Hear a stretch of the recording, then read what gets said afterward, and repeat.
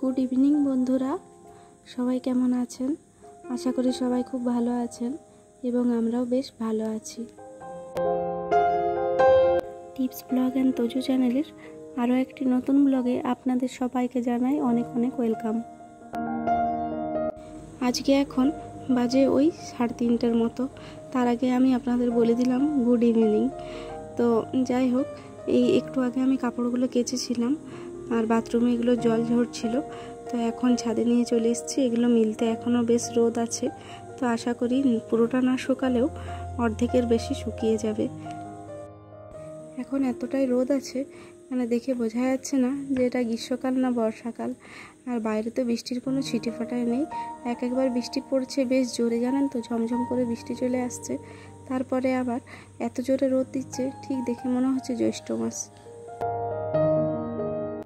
আমাদের ছাদে আবার কাপড় মেলার কোনো জায়গা নেই। মানে কাপড় মেলার জায়গা বলতে ওই কোনায় কোনায় বাঁশের লাঠি দিয়ে তার বাঁধা থাকে, সেরকম না, কোনো স্কোপ নেই।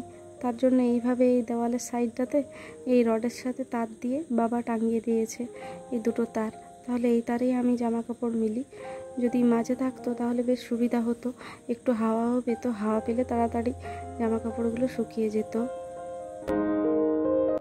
জানেন তো, এই আমার হাতে যে নেটের মানে জর্জেট টাইপের কুর্তিটা দেখতে পাচ্ছেন পার্পল কালারের, এটা আমার বেশ পছন্দের। তো এটা আমি যখন দোকানে কিনেছিলাম তো খেয়াল করে দেখিনি যে ভেতরটা না অনেক জায়গায় ফাঁসা ফাঁসা আছে, একদম পিওর নেটের তো, আর সেই সব নেটটা, ওই কারণে পুরো বোঝা যায় যে কোন কোন জায়গাগুলো ফাঁসা আছে।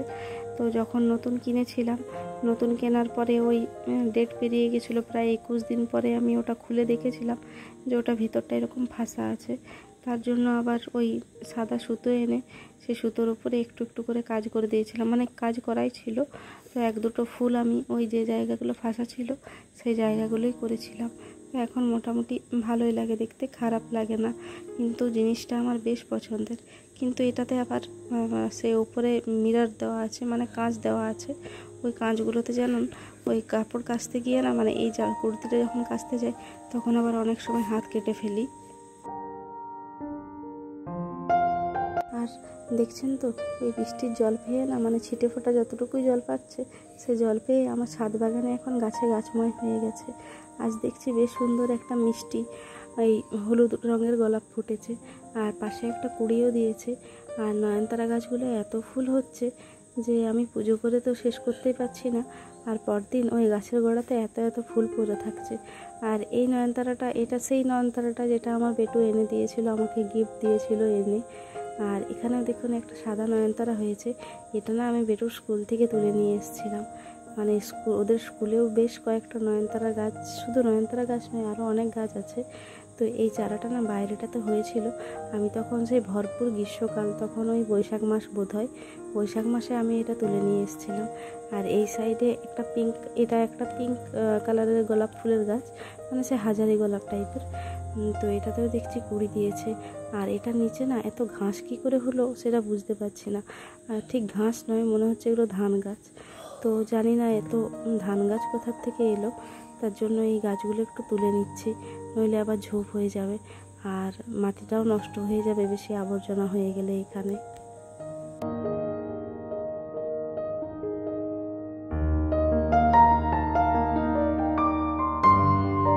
আর এখানটা দেখুন, এই জায়গাতে আমি যত রাজ্যের আবর্জনাগুলো ফেলি, এটা একটা ফাঁকা জায়গা। আর এখানে দেখতে পাচ্ছেন শুধু এখানে কাপাস তুলোর গাছ আর গ্যাঁদাল পাতার গাছ। এত সুন্দর জায়গাটা হয়ে আছে না, চারিদিকটা সবুজ। জানেন তো, এই যে চারিদিকে ঘরগুলো দেখছেন না, এখানে প্রত্যেকটা বাড়িতেই না ভারী ভাড়া দেওয়া হয়। আর এখানে মানে বলতেই পারেন, সে পুরীতে যেমন হোটেল ভাড়া দেওয়া হয়, মানে সমুদ্রের সাইডে হোটেলের বেশি ভাড়া, তেমন এখানে এই স্কুলের সামনে মানে রুমগুলোর বেশি ভাড়া। আর যেগুলো স্কুল থেকে একটু দূরে সেগুলোতে আবার একটু কম ভাড়া। আর এখানে প্রত্যেকটা বাড়িতে মানে মালিক একটা, আর অবশ্যই মালিক একটাই থাকবে। একটা বাড়ির মালিক কি আর 10টা হয়? একটা বাড়ির মালিক একটাই থাকে, কিন্তু সেই বাড়িতে আবার দেখি 7টা 8টা করে ভাড়াটিয়া। মানে এখানে একটা ব্যবসা বলতে পারেন, বাড়ি ভাড়া দেওয়া। মানে বাড়ি এখন সবাই এখানে বানিয়ে নিচ্ছে জায়গা কিনে, আর সেই বাড়িতে একটা রুম নিজেরা থাকার মতো রেখে দেয়, আর বাকি কিন্তু ভাড়াটিয়াদের জন্য দিয়ে দেয়। এখন হয়ে গেছে সন্ধ্যাবেলা।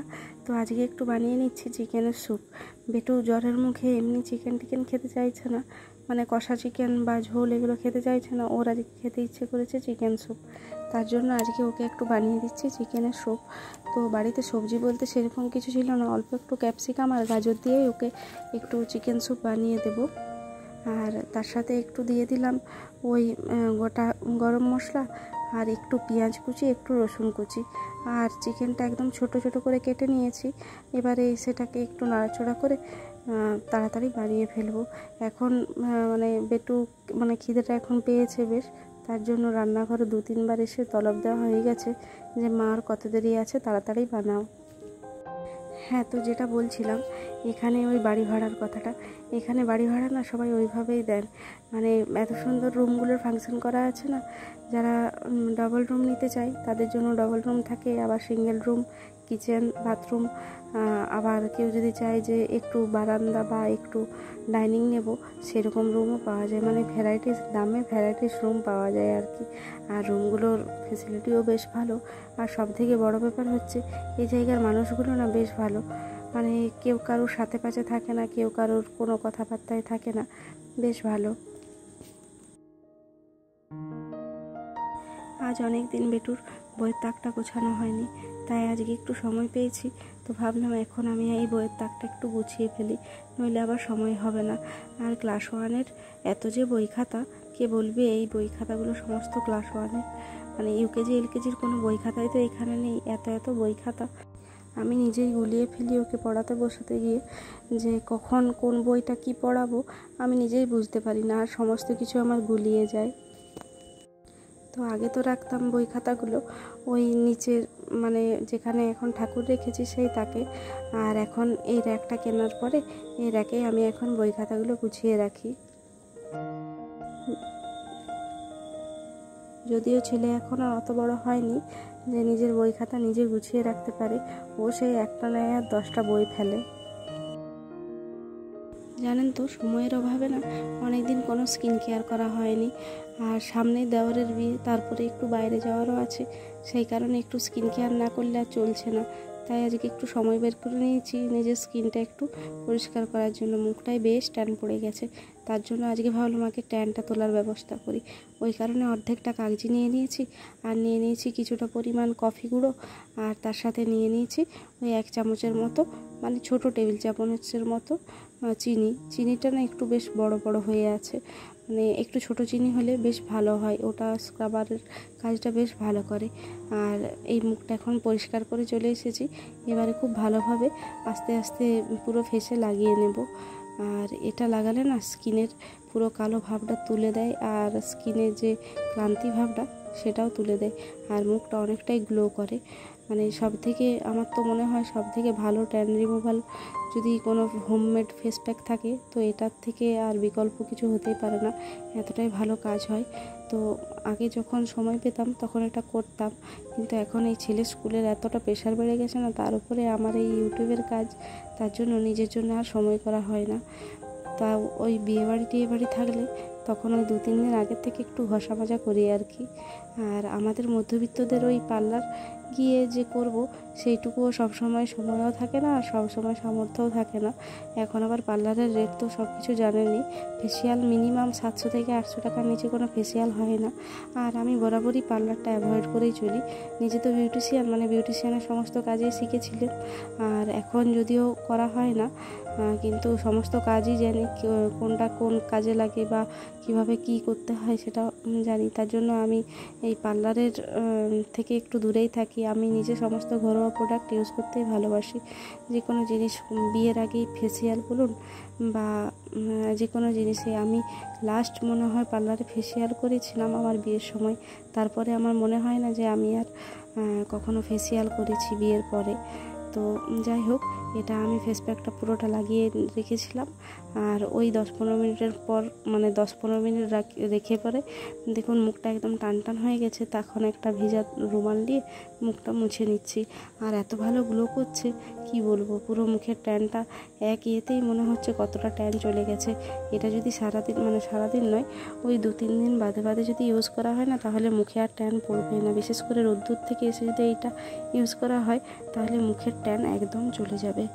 তো যাই হোক, দেখুন আমার ফেসটা কতটা ক্লিন লাগছে এবং ফ্রেশ লাগছে। আর আপনাদের যদি ভালো লাগে আপনারাও এটা একবার বাড়িতে ট্রাই করে দেখতে পারেন। তো চলুন, আজকের মতো ব্লগটা আমি এখানেই শেষ করছি। যদি আমার ব্লগগুলি আপনাদের ভালো লেগে থাকে তাহলে অতি অবশ্যই কমেন্ট এবং লাইক করে আমাকে জানাবেন। আর যদি ভালো লেগে থাকে তাহলে চ্যানেলটা সাবস্ক্রাইব করে অতি অবশ্যই পাশে থাকবেন।